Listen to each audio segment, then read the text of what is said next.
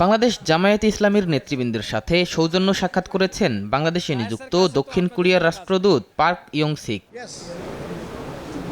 মঙ্গলবার দুপুরে রাজধানীর মগবাজারে জামায়াতের কেন্দ্রীয় অফিসে সাক্ষাৎ শেষে আমির ডাক্তার শফিকুর রহমান বলেন, দুই দেশের সম্পর্ক উন্নয়নে ইতিবাচক আলোচনা করেছেন তারা।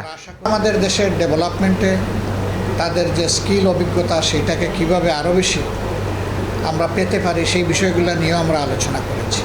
একই সাথে কোরিয়াতে বসবাসরত বাংলাদেশিরা আরও কিভাবে বড় অবদান রাখতে পারেন এবং এদেশ থেকে আরও বেশি স্কিল আনস্কিল ওয়ার্কার কোরিয়ায় যেতে পারেন সেই বিষয়গুলো আমরা আলোচনায় এনেছি। আমাদের মনে হয়েছে যে তারা পুরোপুরি কনভিন্সড হয়েছেন আমাদের কথায় এবং আমাদের সমাজ প্রেক্ষাপট সম্পর্কে আমাদের কাছ থেকে তারা একটা স্পষ্ট ধারণাও পেয়েছে।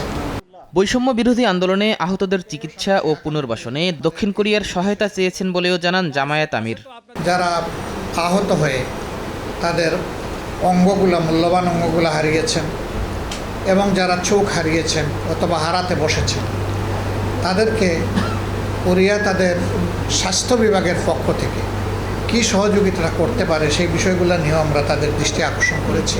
এই মুহূর্তে এই সহযোগিতাটা আমাদের বড়ই প্রয়োজন, নইলে অনেকগুলা জীবন আজীবনের জন্য পঙ্গু এবং বিপর্যস্ত হয়ে যাবে।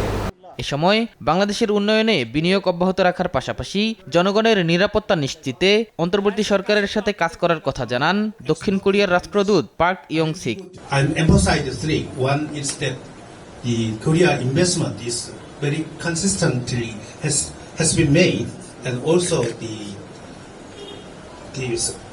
sector-wise there are many sectors from RMG sector to electronic consumer goods and the cars. So Korean investment will continue, and then also the secondary is investments plus trade volume now increasing. Also Bangladesh RMG exports Korea increasing annually is very sharply increasing.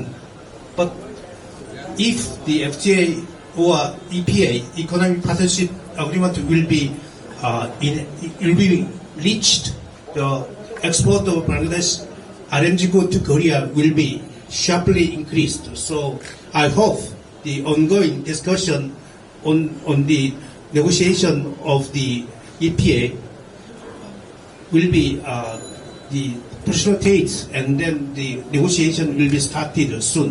দক্ষিণ কোরিয়ায় বাংলাদেশের ৩৫,০০০ লোক কাজ করছে বলেও জানান তিনি। দুই দেশের সম্পর্ক উন্নয়নের একটা চূড়ার দিকে আগাবে। শাহিদুজ্জামান সাকিব, দেশ টিভি, ঢাকা।